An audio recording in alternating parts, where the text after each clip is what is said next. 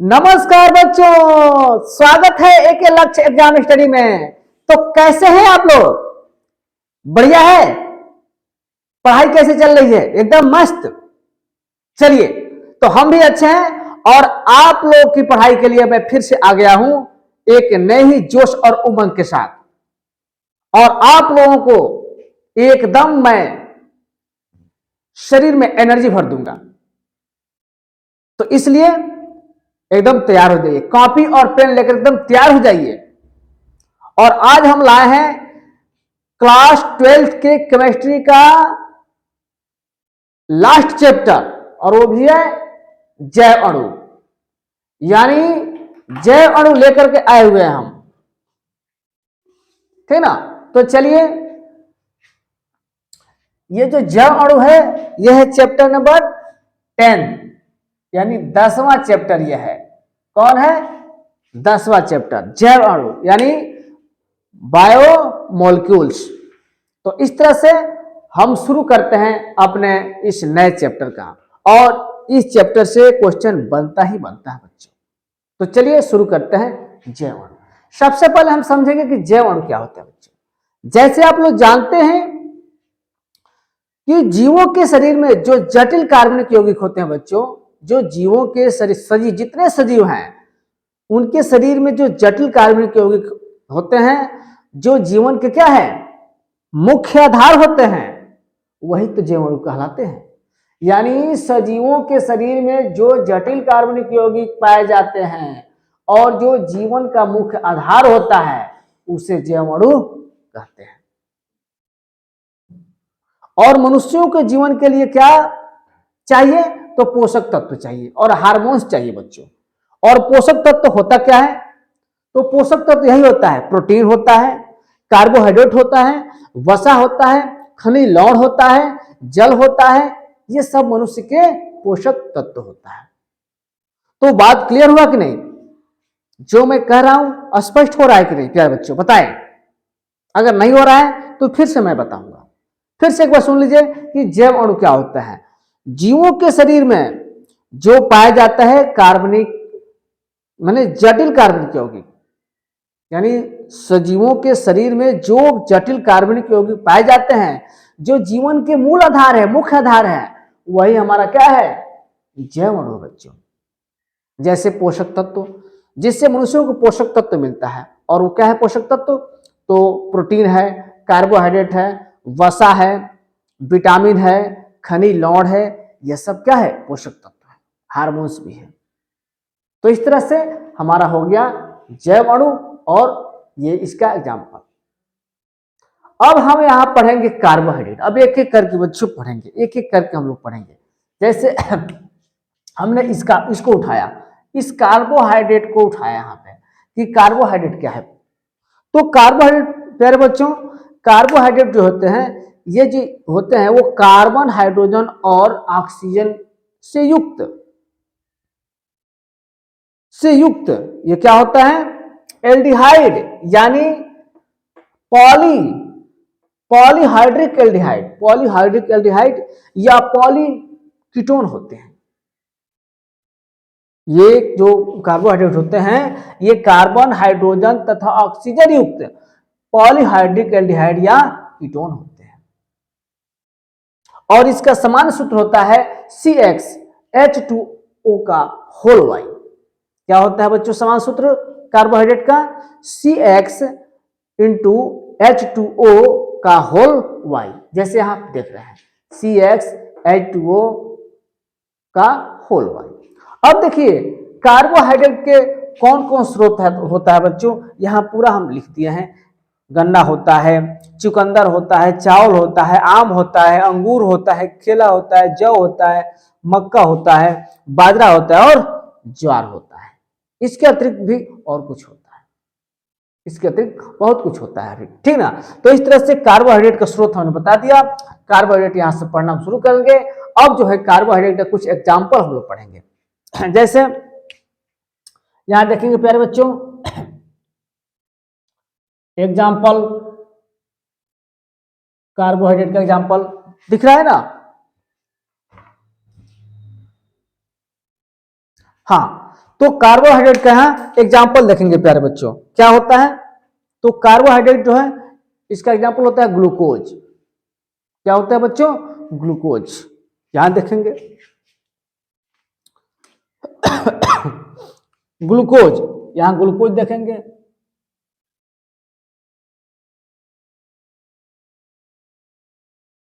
Glucose बच्चों, glucose को बोलते हैं हिंदी में रक्त शर्करा। क्या बोलते हैं, रक्त शर्करा, रक्त शर्करा। और जिसका सूत्र होता है प्यारे बच्चों C6H12O6। इतना ही नहीं, इसको इस रूप में भी लिख सकते हैं, C6H2O का होल 6। बोलिए ये वही है कि नहीं, देखिए इसी बनाया कि नहीं, देखिए एकदम देखिए वही है। ये ग्लूकोज का है और ये C6H2O का होल 6, ये ग्लूकोज हो गया। ग्लूकोज के बाद आता है फ्रुक्टोज। फ्रुक्टोज भी होता है बच्चों कार्बोहाइड्रेट का एग्जाम्पल, फ्रुक्टोज। तो चलिए या सुक्रोज लिखिए, सुक्रोज, सुक्रोज और स्टार्च। सुक्रोज जिसको चीनी बोलते हैं बच्चों,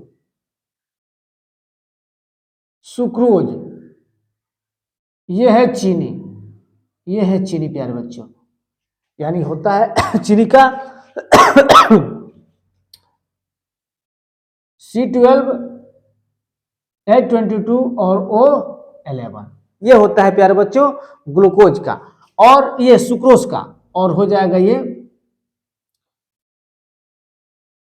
C12H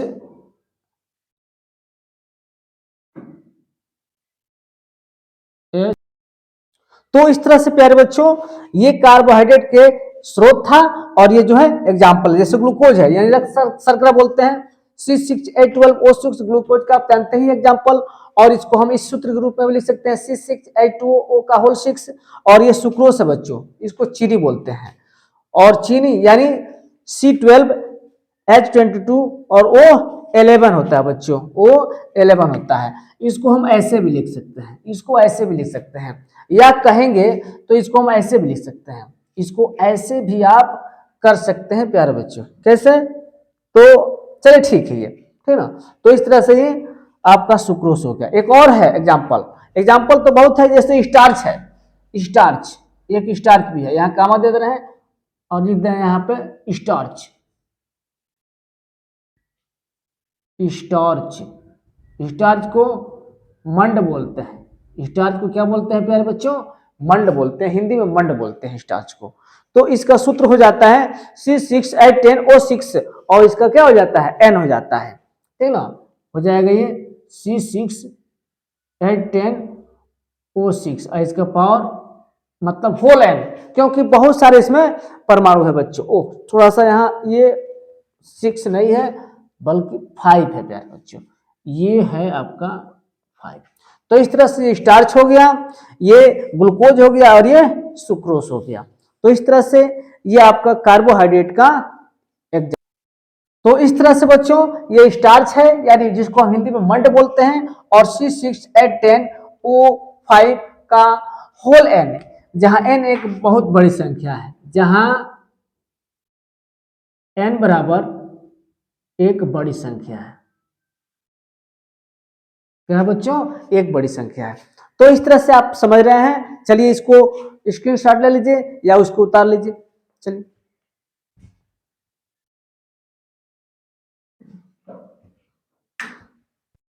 हाँ, तो बच्चों हम लोग अब करेंगे कार्बोहाइड्रेट का वर्गीकरण। इसके पहले हम लोग जैवाणु, कार्बोहाइड्रेट जैवाणु पढ़ लिए, उसके बाद से उसका एक पार्ट जो हम लोग पढ़ना शुरू किए हैं कार्बोहाइड्रेट। अब कार्बोहाइड्रेट हमने बता दिया कि कार्बोहाइड्रेट जो होते हैं कार्बन, हाइड्रोजन, ऑक्सीजन से युक्त पॉलीहाइड्रिक एल्डिहाइड या पॉलीहाइड्रिक कीटोन होते हैं। और हमने ये बता दिया कि कार्बोहाइड्रेट का वर्गीकरण कैसे करते हैं। तो कार्बोहाइड्रेट का वर्गीकरण 3 तरह से करते हैं बच्चों। पहला क्या है, भौतिक गुणों के आधार पर। पहले हम भौतिक गुणों के आधार पर करेंगे, फिर मोनोसेकेराइड इकाई की संख्या के आधार पर करेंगे, और फिर से अपचायक के प्रवृत्ति के आधार पर करेंगे। है ना। तो ये 3 तरह से हम लोग बच्चों करेंगे। उनमें से पहला जो है हम भौतिक गुणों के आधार पर करते हैं। जब भौतिक गुणों के आधार पर करेंगे प्यारे बच्चों, तो भौतिक गुणों के आधार पर ये 2 प्रकार के होते हैं। कितने प्रकार के होते हैं बच्चों?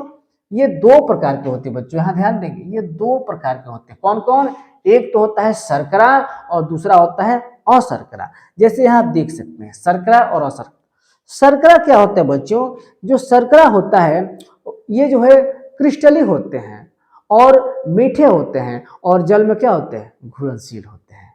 जैसे यहाँ देख लीजिए, ये क्रिस्टली होते हैं, मीठे, तथा जल में क्या होते हैं? घुलनशील होते हैं। ध्यान देंगे बच्चों, ये मीठे भी होते हैं और जल में घुलनशील भी होते हैं। जैसे ग्लूकोज है, फ्रक्टोज है, सुक्रोज है। इसका सब फार्मूला हम पहले बता दिए हैं बच्चों। ये जो है क्या होते हैं? ये जल में घुलनशील भी होते हैं, मीठे होते हैं और ये क्रिस्टली होते हैं। ओके। दूसरा जो है अशर्करा है। जैसे नाम से ही स्पष्ट हो रहा है कि वो शर्करा है, तो ये अशर्करा है, यानी ठीक उसका उल्टा होगा।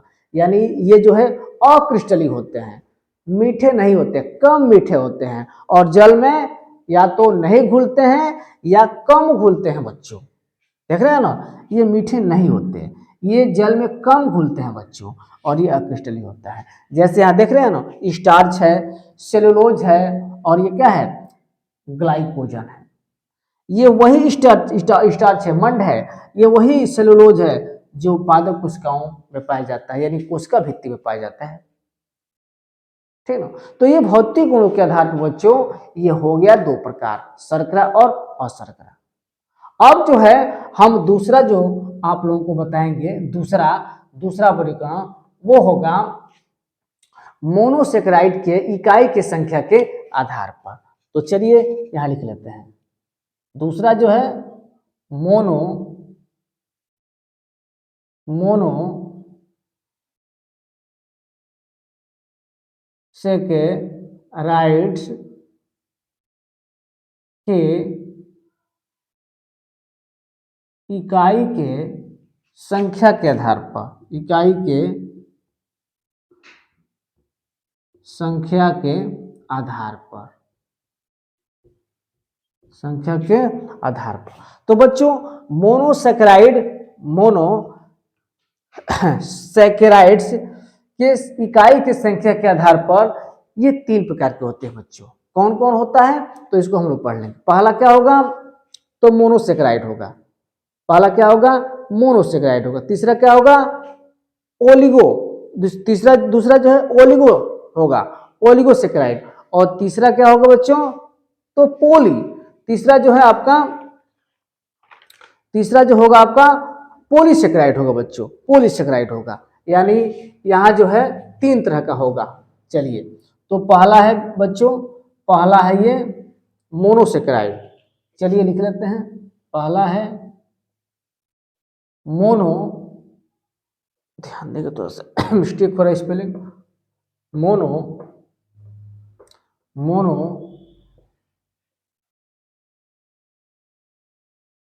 सेकेराइड।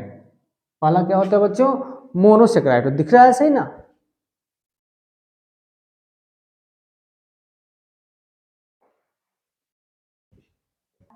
हाँ, तो बच्चों हम कह रहे थे कि ये जो भौतिक गुणों के आधार पर 2 हो गया, उसके बाद से हम दूसरा जो वर्गीकरण करेंगे प्यारे बच्चों, दूसरा हम करने जा रहे हैं। तो पहला था, दूसरा करेंगे तो ये होगा मोनोसेकेराइड के इकाई की संख्या के आधार पर। और ये बच्चों जो है 3 प्रकार के होते हैं, यहाँ लिख सकते हैं, ये 3 प्रकार के होते हैं। यहाँ लिख दीजिए, ये 3 प्रकार के होते हैं। ये कितने प्रकार के होते हैं बच्चों? ये 3 प्रकार के होते हैं। उनमें से पहला है मोनोसेकेराइड। अब समझिए मोनोसेकेराइड क्या होता है।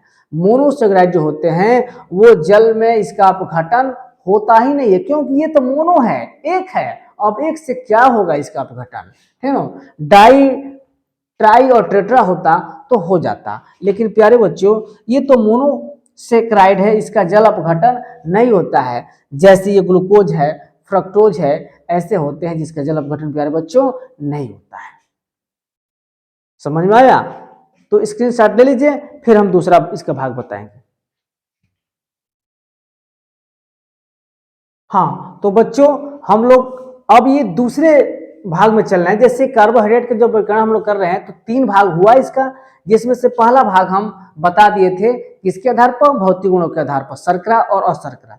दूसरा हम जो कर रहे थे वो मोनोसैकेराइड के इकाई की संख्या के आधार पर कर रहे थे। उसमें हमने पहला बताया मोनोसैकेराइड, मोनोसैकेराइड हो गया, ये जल में अपघटन इसका होता नहीं है। और तीसरा जो है, दूसरा जो है ओलिगोसैकेराइड हम बताए, ये जल अपघटन से 2 से अधिक मोनोसैकेराइड देता है, क्योंकि ये जो है क्या है, ओलिगो है, इनके जल अपघटन से 2 से अधिक मोनोसैकेराइड बनता है, जैसे सुक्रोज है बच्चों। तीसरा है पॉलीसैकेराइड, इनके जल अपघटन से 10 से अधिक जो है मोनोसैकेराइड प्राप्त होता है, जैसे यहाँ स्टार्च है। तो इस तरह से प्यारे बच्चों हमने अभी 2 प्रकार से वर्गीकरण किया, 3 यहां होता है लेकिन 2 हमने किया। अब तीसरा जो है लिखेंगे बच्चों, तीसरा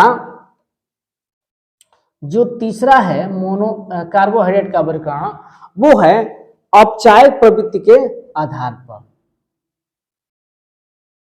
औपचारिक प्रकृति के आधार पर, औपचारिक प्रकृति के आधार पर। और प्यारे बच्चों औपचारिक प्रकृति के जो आधार पर होता है वो भी 2 तरह का होता है बच्चों, तो यहां लिख लेंगे ये 2 प्रकार के होते हैं, ये 2 प्रकार के होते हैं। ये 2 प्रकार के होते हैं, पहला औपचारिक और दूसरा आपका अनौपचारिक होता है। पहला औपचारिक होता है और दूसरा क्या होता है, अनौपचारिक होता है। तो चलिए पहला लिख लेते हैं औपचारिक, पहला लिख लेते हैं बच्चों औपचारिक।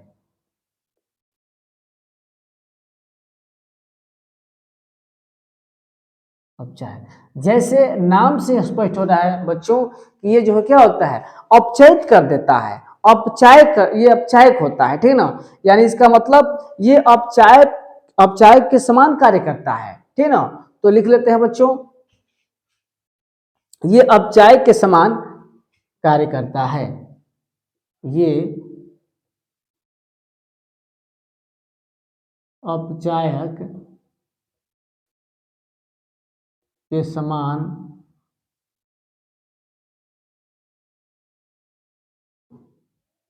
कार्य करता है। दिख रहा है ना बच्चों, ये औपचारिक के समान कार्य करता है। और इसमें हम क्या करेंगे बच्चों, इनमें जो है यहां लिख लेंगे, इनमें CHO और कीटोन ग्रुप उपस्थित रहता है। इनमें CHO और कीटोन, जैसे आप लोग जानते हैं कि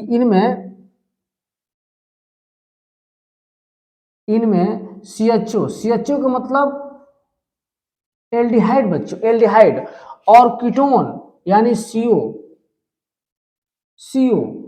कीटोन समूह उपस्थित होता है, समूह उपस्थित होता है बच्चों। नोट बनाते चलिए बच्चों, एकदम आप लोगों को हम क्लियर करवा देंगे, केमिस्ट्री उपस्थित होता है। और जैसे इसमें क्या होगा, जैसे मोनोसैकेराइड और डाइसैकेराइड होता है, ठीक ना, जैसे हम यहां लिख लेंगे सुक्रोज को छोड़ करके, जैसे मोनोसैकेराइड और डाइसैकेराइड होता है बच्चों, यहां लिख देंगे जैसे मोनोसैकेराइड, मोनोसैकेराइड, है ना, ये मोनोसैकेराइड्स होता है।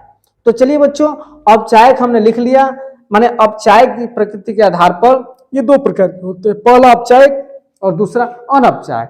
तो औपचारिक वो होता है जो औपचारिक के समान कार्य करता है और जिसमें CHO एल्डिहाइड और कीटोन ग्रुप उपस्थित होता है, प्रेजेंट होता है बच्चों। अब दूसरा लिखेंगे अनौपचारिक, तो चलिए लिख लीजिए, इसको मिटा दें।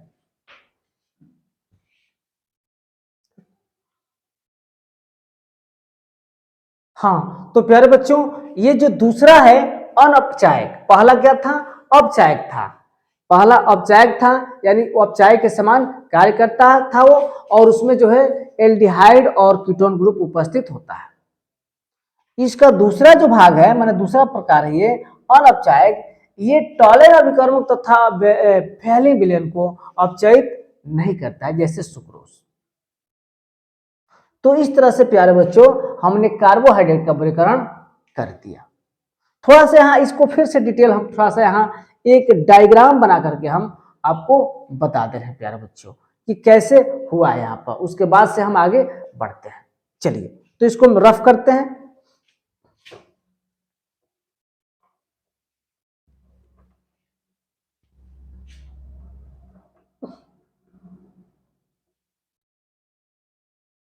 देखिए प्यारे बच्चों हमने क्या किया, सबसे पहले हमने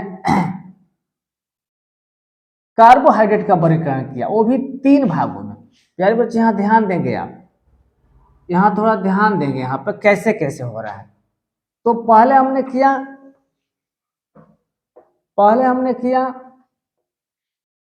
भौतिक गुणों के आधार पर, ध्यान देंगे यहाँ। पहले हमने किया भौतिक गुणों के आधार पर, पहले हमने किया भौतिक गुणों के आधार पर। दूसरा किया, ध्यान देंगे बच्चों यहाँ पे, मोनोसेक्राइड के इकाई की संख्या के आधार पर। दूसरा हमने किया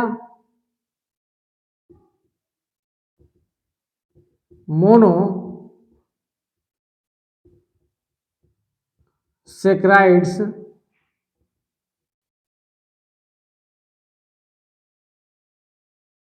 संख्या के आधार पर। और तीसरा प्यारे बच्चों हमने किया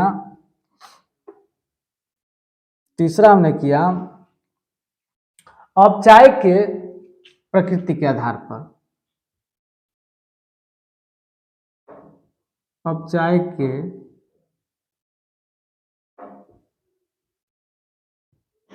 प्रकृति के आधार पर। तो प्यारे बच्चों हमने 3 तरह से कर दिया। अब यहाँ आप लोगों को स्पष्ट समझ में आ जाएगा, पीछे वाला भी हमने बताया था इसके जस्ट, वो भी समझ में आएगा, पढ़ लेंगे तो समझ में आ जाएगा बच्चों। अब यहाँ उसका डायग्राम जो है बनाते रहे, पूरा डायग्राम बनाते रहे, यहाँ और बातें सब क्लियर हो जाएगी। तो यहाँ प्यारे बच्चों भौतिक गुणों के आधार पर ये 2 प्रकार से हो जाता है बच्चों, यहाँ ध्यान देंगे, ये 2 तरह से हो जाता है प्यारे बच्चों, ये 2 तरह से हो जा रहा है। ध्यान देंगे यहाँ पे, ये 2 तरह से हो जा रहा है प्यारे बच्चों। कौन कौन? पहला जो होता है शर्करा हो जा रहा है, और दूसरा हो रहा है अशर्करा। ठीक, अब यहां जो है ये प्यारे बच्चों, ये जो है 3 तरह से हो जा रहा है प्यारे बच्चों, ये 3 तरह से हो जा रहा है। ध्यान देंगे यहाँ पे, ये 3 तरह से हो जा रहा है। पहला हो जा रहा है मोनोसेक्राइड,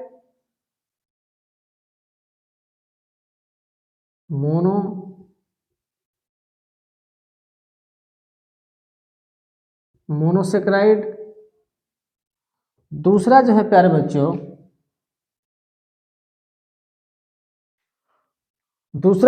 बच्चों, वो होगा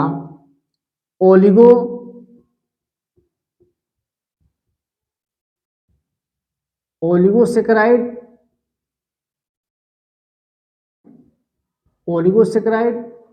और तीसरा है प्यारे बच्चों,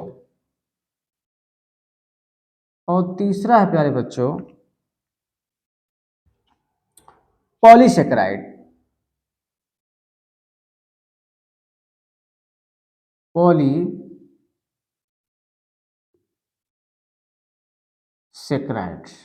ये हो गया प्यारे बच्चों 3। अब इसके आधार पर भी 2 होता है प्यारे बच्चों, ध्यान देंगे यहाँ पे, इसके आधार पर भी 2 हो जाता है।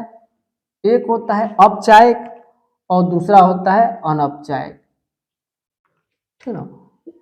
पहला होता है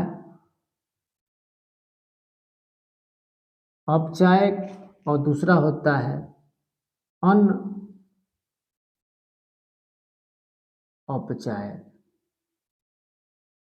तो इस तरह से हमने इसका वर्गीकरण कर दिया है प्यारे बच्चों। अब इसका एग्जाम्पल आप लोग देख लेंगे कि किसका एग्जाम्पल कौन सा है। फिर से एक बार देख लीजिए, हमने कार्बोहाइड्रेट का वर्गीकरण किया 3 तरह से, भौतिक गुणों के आधार पर, मोनोसेकेराइड संख्या के इकाई के आधार पर, और तीसरा जो है अपचायक के प्रकृति के आधार पर। भौतिक गुणों के आधार पर 2 प्रकार, शर्करा और अशर्करा। मोनोसेकेराइड संख्या के आधार पर मोनोसेकेराइड, ओलिगोसेकेराइड और पॉलीसेकेराइड। अपचायक की प्रकृति के आधार पर हमने 2 बताया, अपचायक और अनपचायक। तो इस तरह से हमने कार्बोहाइड्रेट का वर्गीकरण, कार्बोहाइड्रेट क्या है या किसे कहते हैं, कंप्लीट कर दिया।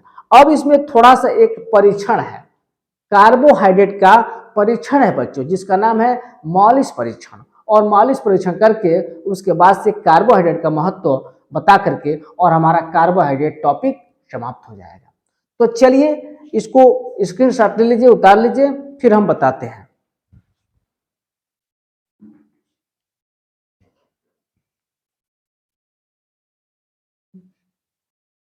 हाँ, तो प्यारे बच्चों हम बता रहे हैं कि कार्बोहाइड्रेट का हम टेस्ट कैसे करते हैं। उस कार्बोहाइड्रेट के टेस्ट का ही नाम है मालिस परीक्षण।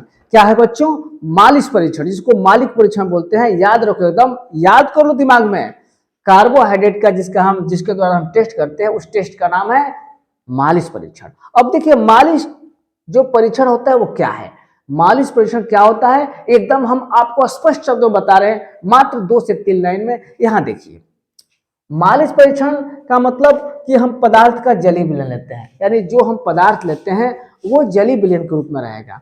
उसके बाद से प्लस मालिस अभिकर्मक होता है, मालिस अभिकर्मक लेते हैं। मानी मालिस अभिकर्मक का मतलब क्या हुआ, मालिस अभिकर्मक का मतलब ये हुआ कि हम नेप्थलान का एथिल अल्कोहल का 10% भाग लेते हैं, नेप्थलान का एथिल अल्कोहल का 10% विलयन लेते हैं, उसी को मालिस अभिकर्मक कहते हैं। और प्लस प्रखनली के दीवार के सहारे हम H2SO4 को ऐसे डालते हैं कि दोनों परतों के बीच लाल या भूरी छल्ला हो जाए, जो कुछ समय के बाद वो सीधे बैंगनी में परिवर्तित हो जाए। देखिए यहाँ पर लाल या भूरा जो कुछ समय के बाद बैंगनी हो जाता है। तो अगर ये कंडीशन आता है तो समझ जाइए कि कार्बोहाइड्रेट निश्चित है, यानी कार्बोहाइड्रेट कंफर्म है। समझ गए बच्चों? तो इस तरह से हम कार्बोहाइड्रेट का टेस्ट करते हैं, उस टेस्ट का नाम है मालिस परीक्षण। प्यारे बच्चों, आप लोग एकदम ध्यान में रखिएगा कि ये मालिस परीक्षण जो होता है वो टिप्पणी के रूप में ही पूछता है, चाहे कहेगा कि मालिस परीक्षण क्या है, ठीक ना। चलिए लिख लीजिए।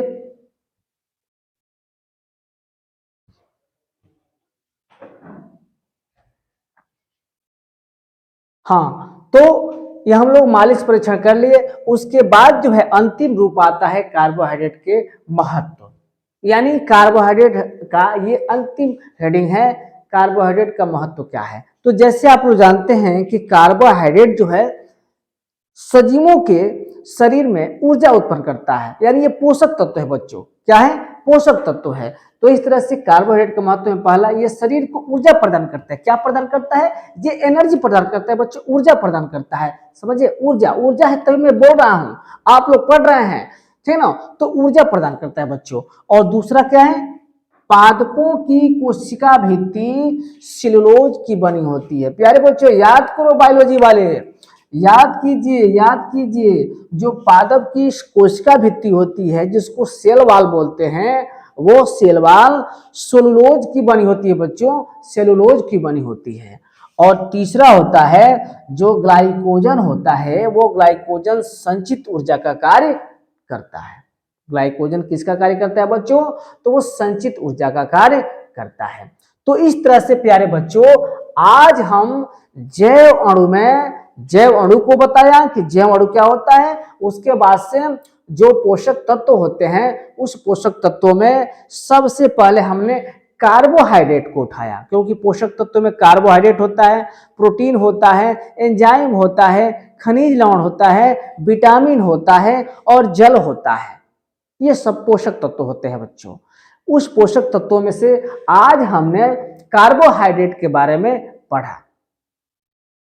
कल जो है ग्लूकोज के बारे में पढ़ा जाएगा बच्चों, जो बहुत इंपॉर्टेंट है। ठीक है, कल जो है ग्लूकोज बनाने की विधि, उसके बाद से उसके रासायनिक गुण और तमाम तरह के उसके उपयोग को हम लोग पढ़ेंगे। और इस तरह से ये चैप्टर बहुत ही जल्द खत्म कर देंगे। ये चैप्टर परीक्षा की दृष्टि से बहुत महत्वपूर्ण है। तो इस तरह से प्यारे बच्चों, आज का वीडियो हमारा कैसा लगा आप लोग कमेंट करके जरूर बताएंगे। हमारे चैनल को अगर सब्सक्राइब नहीं किए हैं तो सब्सक्राइब कर लेंगे, कि ताकि हमारा नोटिफिकेशन आपके पास सबसे पहले पहुंचे, ताकि हमारे वीडियो को देख करके आप ज्यादा से ज्यादा लाभ उठाएं। तो इस तरह से आप हम कमेंट करिए और हमारे चैनल को सब्सक्राइब कीजिए और उसके बाद से लाइक कीजिए। ठीक है बच्चों, ठीक है, तो ऑल द बेस्ट।